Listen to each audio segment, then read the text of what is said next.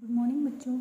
आज हम पढ़ेंगे सामाजिक विज्ञान में पाठ 10 ज्ञान विज्ञान और विकास। जंगलों में जानवरों की भांति रहता था। वह इस दुनिया के विकास और नाश के बारे में पूर्णतः अनभिज्ञ था। यहाँ पर मनुष्य की बात हो रही है। प्राचीन समय में जो मनुष्य था वो जानवरों की भांति जंगलों में रहता था। उसे दुनिया के विकास के बारे में, नाश के बारे में कुछ भी पता नहीं था। हजारों वर्षों बाद उसने संकेतों के माध्यम से आपस में बातचीत करना शुरू किया। कुछ समय बाद उन्होंने संकेतों के माध्यम से अपनी बात को एक दूसरे तक पहुंचाना शुरू किया। आदि मानव ने यही से भाषा का प्रारंभ किया। जो आदि मानव थे, हमारे पूर्वज जो थे, उन्होंने यहीं से भाषा का प्रारंभ शुरुआत कर दी। फिर ज्ञान के इकट्ठे होते जा रहे भंडार को आगे आने वाली पीढ़ियों एवं दूसरों के लिए कैसे सुरक्षित रखें, यह मानव की चिंता का विषय बन गया। और इसी चिंता के समाधान के लिए मानव ने लिखना आरंभ कर दिया।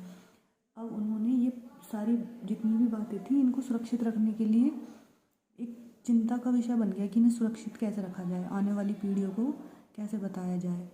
तो उन्होंने इस समस्या के समाधान के लिए लिखना आरंभ कर दिया। इसके बाद ज्ञान सुरक्षित हो गया। लिखाई कला। लिखने की कला का विकास करने का श्रेय सुमेरियन सभ्यता के लोगों को जाता है। सुमेरियन जो सभ्यता थी, उन्होंने सर्वप्रथम लिखने की कला का विकास किया था। ये वस्तुओं का ज्ञान कराने के लिए चित्रलेखों, चिन्हों, संकेतों और चित्रों का प्रयोग करते थे। वो किसी भी वस्तुओं का ज्ञान कराने के लिए, बताने के लिए कि ये क्या चीज़ है, चित्रों का इस्तेमाल करते थे, चिन्हों का करते थे, संकेतों का करते थे। देखिए इस फोटो में, तस्वीर में आप देखो, ये जो चिन्ह बने हुए हैं, ये उस समय की भाषा लिपि थी। परंतु जब विचारों को व्यक्त करना होता था तो मिट्टी के चिकने धरातल पर नहन्नी जैसी तेज औजार से संकेत बना दिए जाते थे। एक औजार था जिसको हम उस समय नहन्नी कहा जाता था। उससे जो है मिट्टी पर संकेत बनाकर अपनी बातों को बताया जाता था। इस लिपि को कीलाकार लिपि कहते थे। बाद में मिट्टी की इन पट्टियों को आग में पकाकर पुस्तक के पृष्ठों की भांति प्रयोग में लाया जाता था। फिर बाद में मिट्टी की इन पट्टियों को पकाकर मजबूत बना लेते थे और इन्हें पुस्तक के पृष्ठों, जैसे कागज़ होते हैं किताब के, उनकी भांति इन्हें सुरक्षित रख लिया जाता था। ये पट्टियाँ आज भी उपलब्ध हैं। 3000 ईसा पूर्व मिस्र के निवासियों में भी मेसोपोटामिया की सुमेरियन सभ्यता के लोगों से लिपि के बारे में ज्ञान प्राप्त किया। परंतु मिस्र की लिपि हेरोग्लिफिक कहलाती है। इसका अर्थ है चित्रलिपि। मिस्र की लिपि कैसी होती है? चित्रलिपि। चित्रों द्वारा बातों को, विचारों को बताना। इसमें 24 चिन्ह होते हैं, जिसमें से प्रत्येक चिन्ह एक अक्षर का प्रतीक होता है।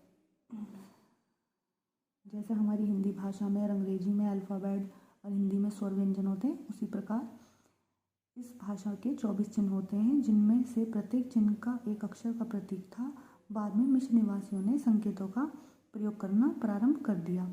इस लिपि में चित्रों की संख्या 500 तक पहुंच गई थी। धीरे धीरे जैसे भाषा का विकास होता चला गया तो लिपियों के चित्रों की संख्या कितनी हो गई? 500 हो गई। इसी प्रकार चित्रात्मक लिपि मिस्र में पाए जाने वाले प्राचीन मंदिरों एवं राजाओं के मकबरों पर मिलती है। मिस्र के लोग पैपिरस नामक घास से कागज बनाया करते थे, जिस पर सरकंडे की कलम से लिखते थे। उस घास का नाम क्या था? पैपिरस, जिस पर मिस्र के लोग कागज बनाते थे। अंग्रेजी में पेपर अथवा पेपिरस का मतलब अंग्रेजी में क्या होता है? पेपर अथवा कागज शब्द। जो कागज शब्द है, पेपर शब्द, पेपिरस नाम से ही बना था। आज भी जापान एवं चीन की लिपि चित्रों पर आधारित है। इसलिए एक छोटी पुस्तक को पढ़ने के लिए हजारों चित्रों एवं उनके अर्थों को याद रखना जरूरी है। भारत में हड़प्पा सभ्यता में पाई गई मुहरें भारत की प्राचीनतम लिपि हैं। भारत की प्राचीनतम लिपि कहाँ पाई गई थी? हड़प्पा सभ्यता में। परंतु इस लिपि को आज तक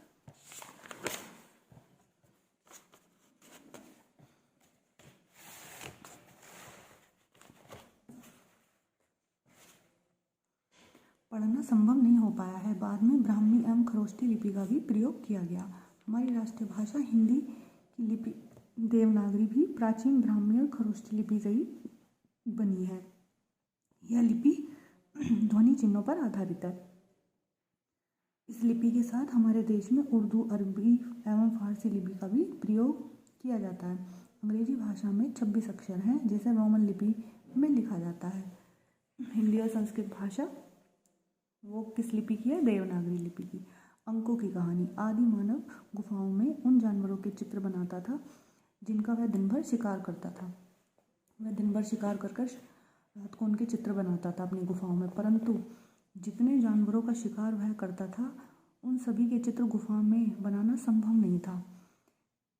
उसकी यह इच्छा हुई कि वह उन जानवरों की गणना का हिसाब रखे जिन्हें उसने मारा था। इसके लिए वह आरंभ में कंकड़, छड़ी, पत्थर आदि का प्रयोग करता था। बाद में उसने एक जानवर का चित्र बनाकर उसके पास उतनी ही बिंदी का चिन्ह बनाना आरंभ कर दिया जितने उसने उस प्रकार के जानवरों का वध किया है। कुछ समय पश्चात, ताकि जो है ज़्यादा जगह ना घिरे, इस वजह से उसने उसके आगे बिंदी बढ़ानी शुरू कर दी कि हाँ, मैंने ये वाला जानवर इतनी बार मारा है। कुछ समय पश्चात जब आदि मानव ने कुछ उपयोगी पशुओं जैसे भेड़, गाय, कुत्ता, बकरी आदि को पालना शुरू किया तो वह छड़ी व चाकू से उतने निशान बनाने लगा जितने जानवर वह पालता था। धीरे धीरे वह अपने दोनों हाथों की उंगलियों की सहायता से 1 से 10 तक गिनने लगा। आजकल की प्रचलित संख्या जो हम लिखते हैं उनमें शून्य का विशेष महत्व है, क्योंकि शून्य की मदद से हम 10, 100, 1000 आदि बड़ी संख्याएं लिख सकते हैं। ऐसा माना जाता है कि शून्य एवं दशमलव का ज्ञान अरब लोगों द्वारा भारत से अन्य देशों को ले जाया गया। अरबों ने इन संख्याओं को हिंदसा कहा। रोमन संख्याएं। रोमन संख्याओं को लिखने के लिए अंग्रेजी रोमन लिपि के 7 अक्षरों का प्रयोग किया जाता है। देखिए, ये निम्नलिखित जितनी भी संख्याएं लिखी हुई हैं ये रोमन है। जैसे हम अपनी क्लास में लिखते हैं 1st class, 2nd class, 5th class, ये है 10th। इन संख्याओं में बड़ी गणना करना कठिन है, परंतु कहीं कहीं आप इन संख्याओं का प्रयोग देख सकते हैं। अब विश्व में हिंदू अरेबिक संख्याएं ही प्रयोग में लाई जाती हैं पूरे विश्व में। मुद्रण कला। छपाई खाने के आविष्कार से पहले पुस्तक हाथ से लिखी जाती थी। जब पहले छपाई खाने नहीं थे तो पुस्तकें हाथ से लिखी जाती थी। हाथ से लिखी पुस्तकों को पांडुलिपि कहते थे। बहुत से विद्वान अपने जीवन का अधिकांश समय दुर्लभ एवं पवित्र पुस्तकों को लिखने में लगा देते थे।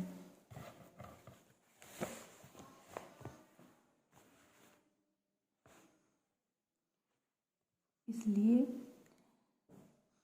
ज्ञान कुछ लोगों तक सीमित था। छपाई की कला का आविष्कार चीन के लोगों ने किया। छपाई की कला का आविष्कार सर्वप्रथम किसने किया था? चीन ने किया था, परंतु चीनी लिपि की कठिनाई के कारण वह बहुत अधिक प्रसिद्ध न हो सका। सन 1455 में जर्मनी में जॉन गुटेनबर्ग ने सबसे पहले छपाई की मशीन का आविष्कार किया। किसने किया था सबसे पहले? जर्मनी में जॉन गुटेनबर्ग ने 1455 ईस्वी में। बहुत से अक्षरों के सांचे तैयार किए। ये अक्षर शीशे पर उकेरे गए थे। इन पर स्याही लगाकर किसी समतल सतह पर छपाई की जाती थी। जॉन गुटेनबर्ग ने सबसे पहले बाइबल की छपाई की। सबसे पहले किस पुस्तक की छपाई की? बाइबल की। कालांतर में गुटेनबर्ग के इस प्रयास में अनेक परिवर्तन आते गए और अब नई नई तकनीकें बाजार में आ गई। समाचार पत्रों की लाखों प्रतियां प्रतिदिन मशीनों से छापी जाती हैं।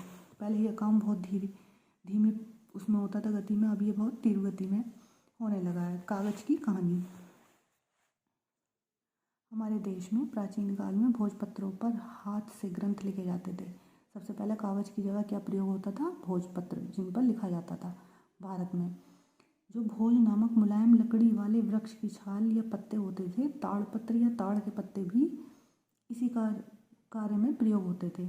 ताड़ के पत्तों पर भी लिखा जाता था। लिखाई और उस वृक्ष की छाल पर भी लिखा जाता था। लिखाई का काम ताम्रपत्र पर भी किया जाता था। इसमें तांबे के पत्रों पर अक्षर गोदे जाते थे।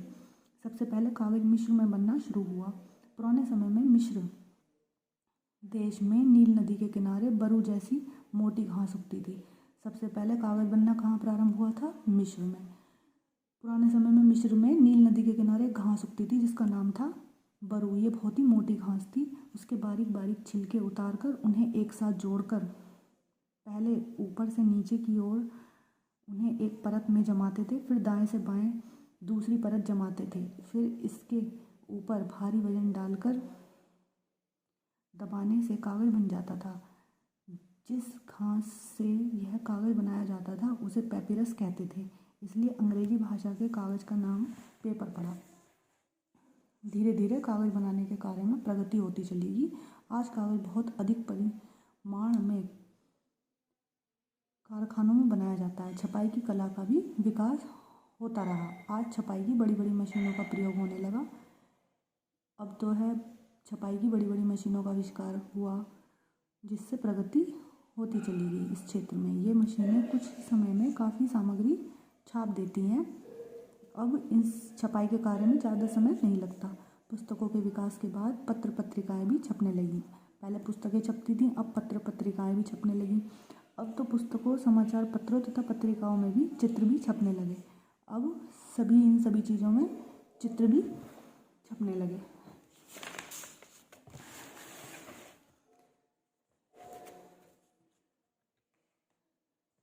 अब है ब्रेल लिपि। क्या किसी भी पुस्तक को पढ़ने के लिए आँखों की आवश्यकता होती है? हाँ, दुनिया में अनेक प्रकार की लिपियाँ हैं जिन्हें पढ़ने के लिए आँखों की ज़रूरी होती है। फ्रांसीसी बालक लुईस ब्रेल आँखें न होने के कारण चाहकर भी पुस्तकों को नहीं पढ़ पा रहा था। इसलिए सन 1824 में उसने 15 वर्ष की आयु में एक ऐसी लिपि का आविष्कार किया जिसे वह स्वयं पढ़ सकता था, परंतु आँखों से नहीं बल्कि हाथों से। ये लिपि वो होती है जो आँखों से अंधे होते हैं उनके लिए होती है लिपि। इसमें बारीक बारीक डॉट होते हैं, वो उभरे हुए होते हैं। उन्हें हाथों से पहचान कर पता लगाते हैं कि क्या शब्द लिखा हुआ है, क्या अक्षर बना हुआ है। इसी लिपि को ब्रेल लिपि कहा जाता है। इस लिपि में कागज़ पर बिंदुओं के माध्यम से अक्षरों को उभारा जाता था। नेत्रहीन व्यक्ति उभारों पर उंगलियों की मदद से पढ़ सकता था। थोड़े अभ्यास के बाद नेत्रहीन व्यक्ति पुस्तक को बहुत तेज़ी से पढ़ सकता था। ब्रेल लिपि के द्वारा नेत्रहीन व्यक्ति उच्च शिक्षा पाकर समाज में सम्मानजनक स्थिति जी रहे हैं। वेल नोट दृष्टिहीन व्यक्तियों के लिए कंप्यूटर है जिसकी सहायता से ब्रेल लिपि में पढ़ना तथा ईमेल सहित कई अन्य दस्तावेजों का स्वर के साथ पढ़ना संभव हो सकेगा। साक्षरता एवं उन्नति। राष्ट्र के विकास के लिए सभी का शिक्षित होना आवश्यक है। नागरिक जितने अधिक शिक्षित होंगे, राष्ट्र आर्थिक, सामाजिक और वैज्ञानिक एवं तकनीकी रूप से उतना ही मजबूत होगा। इसलिए साक्षर होना बहुत आवश्यक है। सभी बच्चे इस चैप्टर को एक बार खुद से पढ़ेंगे और इसकी एक्सरसाइज याद करेंगे, प्रश्न उत्तर याद करेंगे, और इसमें रिक्त स्थान दिए हुए हैं, इनको भी बच्चे याद करेंगे जिनकी बुक में फिल नहीं हो रही है।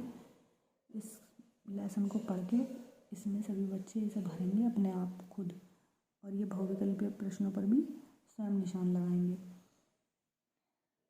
Thank you.